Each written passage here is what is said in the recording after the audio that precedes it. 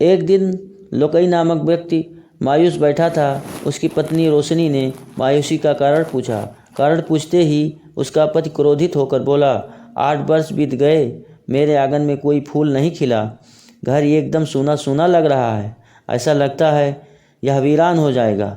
यह बातें सुन रोशनी बोली, मेरे स्वामी, नाउम्मीद ना हो, उम्मीद के चलता है।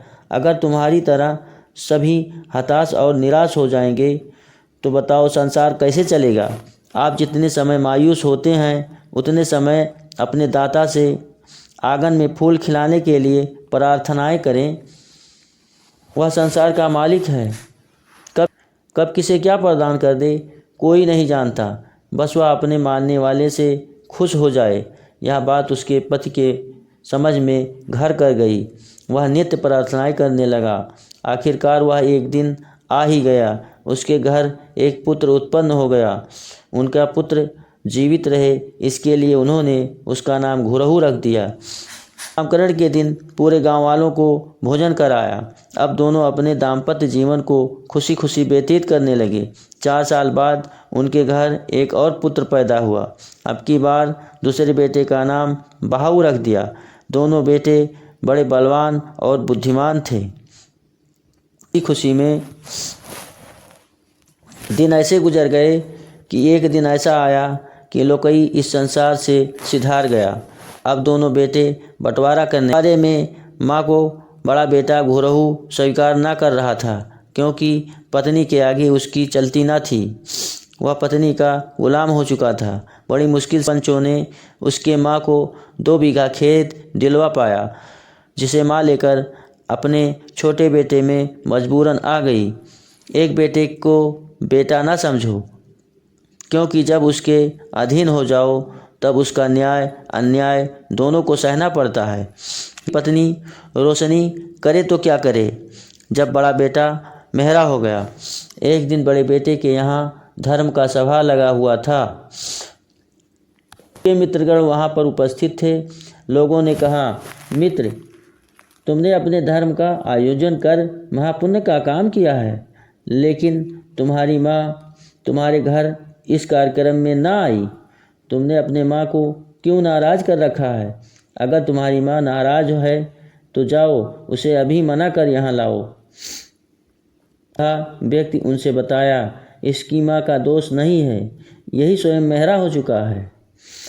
केवल अपनी मेहरी की बात मानता है, उसको घर पर पढ़ा रखा है। आप सब बेकार है। वही वाली बात है, भैंस के आगे बीन बजाओ, भैंस खड़ी पगुराए। बात घुरहु के दिल पर लग गई। वह अपने माँ को अपने घर लिवा लाया। अब आओ न देखा ताओ न देखा। उसकी पत्नी उस पर चढ़ गई और बोली, रुक, आज सब्र करती हूँ, कल तुम्हें बताऊंगी। अब दूसरे दिन उसकी पत्नी रात को अपने सामने उसे बिठाया और बोली, मैं तेरे गांव में सबसे सुंदर स्त्री हूँ, हसीन हूँ, जमील हूँ, पढ़ी लिखी हूँ, तुम पर अपना प्यार लुटाती हूँ, तुझे अपना समझती हूँ, तेरी पूजा करती हूँ, तेरी क्या कमी है, आज बता दे। वह बोला, मैं भी तो तुमको जान से ज़्यादा चाहता हूँ, तेरे लिए जीता हूँ, तेरे लिए मरता हूँ, तुम्हारे सिवा किसी को ताकता भी नहीं हूँ, मुझ में क्या कमी है। वह बोली, यहाँ नहीं, चल अंदर कमरे में। तभी घुरहु की पत्नी दरवाजे के पीछे की कुंडी लगाई और बोली, तू अपनी माँ को अपने घर लाया क्यों, जब मैंने तुम्हें मना किया था।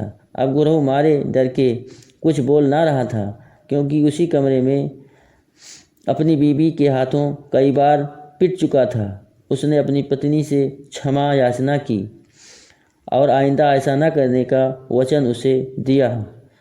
जिस माँ ने अपने बुढ़ापे का सहारा समझकर उसे पाला था, वही बेटा आज उससे इतना दूर हो गया कि माँ अपने दहलीज पर बैठी इंतज़ार करती कि मेरा बेटा मेरी सेवा करे या ना करे, बस एक बार माँ कहकर बुला दे।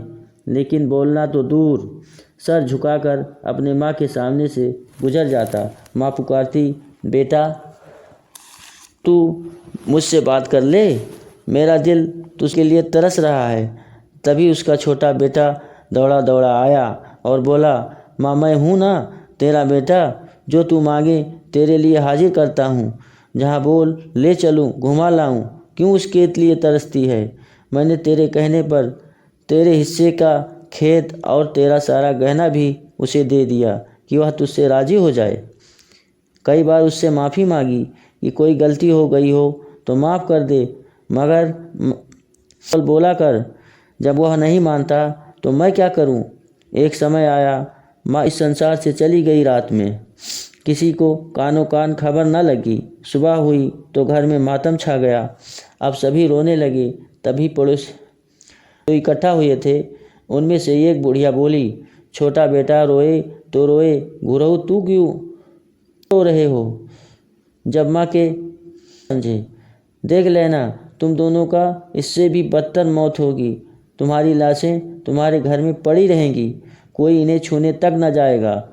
एक लड़का तो था तुम्हारे, वह तो शहर से आएगा नहीं, क्योंकि वह तुम्हारी तरह मेहरा हो गया है। और सुन, हम सब तुम्हारी माँ के आंसू पूछे हैं। हमें पता है कितनी तड़प थी वो कमीने। देखती हूँ कौन तुम्हारी मदद करेगा, जीते जी और मरने पर भी। अब रो चाहे पछता, हम सब तरस न खाएंगे तुम पर, क्योंकि तुमने तरस न